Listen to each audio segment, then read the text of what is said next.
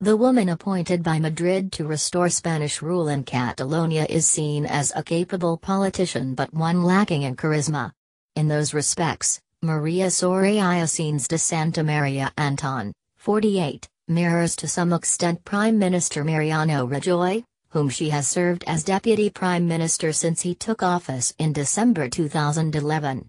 Before entering politics, she was a state lawyer, a member of an elite legal corps serving the state apparatus, and is more than qualified to use the letter of the law against the separatists. Untainted by the corruption scandals which have gripped Mr. Rajoy's centre-right Popular Party PP, her credentials are impeccable in the eyes of the government. But she will be regarded as an implacable foe by the Catalan nationalist politicians being sacked to make way for direct rule.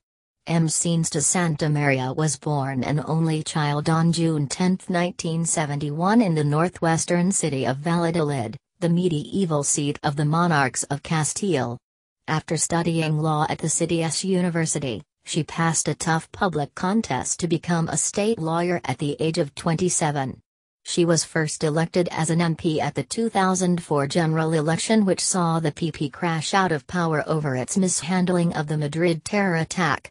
She became the government spokeswoman in parliament when the party finally returned to power under Mr. Rajoy in 2011, on the promise of restoring the economy after the 2008 global banking crisis.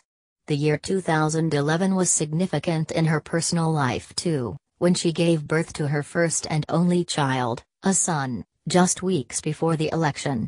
The fact she had returned to work within 11 days of becoming a mother raised some eyebrows, the UK's Daily Telegraph reported at the time, but was defended by others.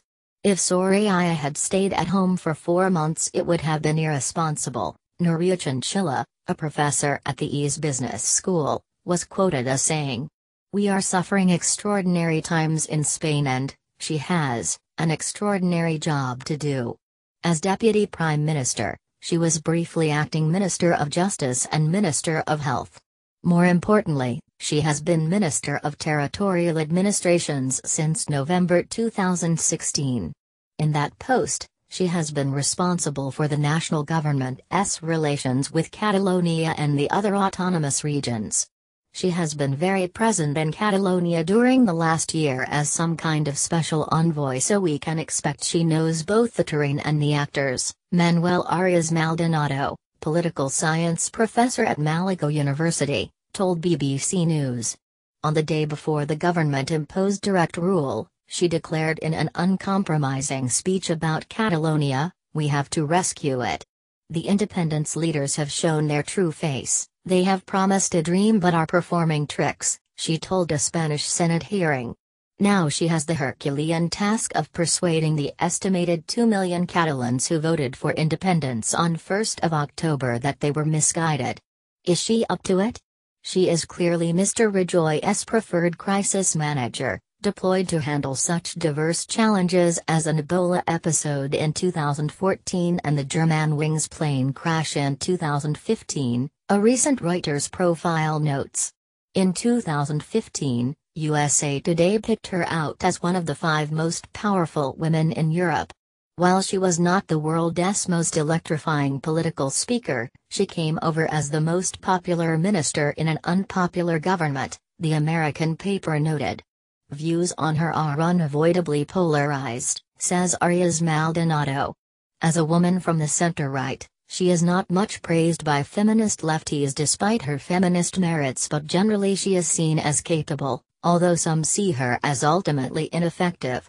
Overall, though, I would say she retains the image of a capable female politician. According to a Huffington Post listicle on Sáenz de Santamaría from 2015, which reveals her as a fan of Amy Winehouse and Coldplay among other things, she possesses a collection of gloves. As she embarks on the biggest test of her political career to date, one assumes that whatever gloves she chooses for Barcelona, they may come off very quickly.